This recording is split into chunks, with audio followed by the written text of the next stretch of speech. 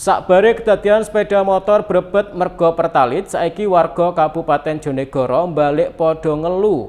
Saiki masyarakat padha ngelu merga angele golek solar. Saking angele nggawe antrian dawa kendaraan sing kedadian nok pirang-pirang pom bensin sing enek nek Jonegoro. Sakbare warga Kabupaten Jonegoro digawe geger, eneke kedadian sepeda motor brebet sakbare ngisi bensin pertalit, saiki masyarakat balik diadepno karo masalah anyar.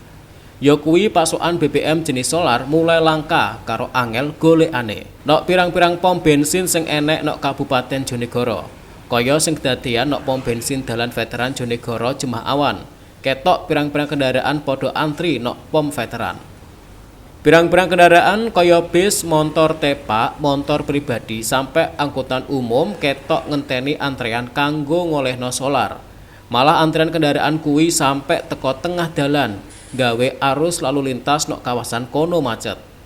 Kedadian kuwi gawe warga utawa sopir angkutan umum padha sambat merga kangelan golek solar kanggo butuhan mergawe saben dina. Salah siji sopir angkutan umum Kumaidi ngaku wis meh seminggu kangelan golek solar nek Jonegoro. Sedinane DE iso mumet-mumet nok pirang-pirang pom bensin, tapi gak oleh kasil. Sampai akhirnya lagi iso ngolehno eneke stok solar nok pom bensin veteran. Kuwi mang ya kudu antri suwe.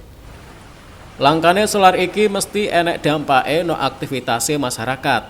Apa meneh kanggo wong-wong sing nganggo kendaraan mesine diesel gawe golek dhuwit. Saliyane nambah biaya operasional, antrian dawa kuwi ya menghambat wektu mergawene sopir. Urung enek keterangan resmi teko pihak Pertamina utawa instansi terkait perkara sebabe kelangkaan solar nek wilayah Jonegoro. Warga ngarepa pasokan BBM cepet balik normal supaya aktivitas ekonomi karo transportasi ora keganggu. Edo Jadi Aldian, JTV.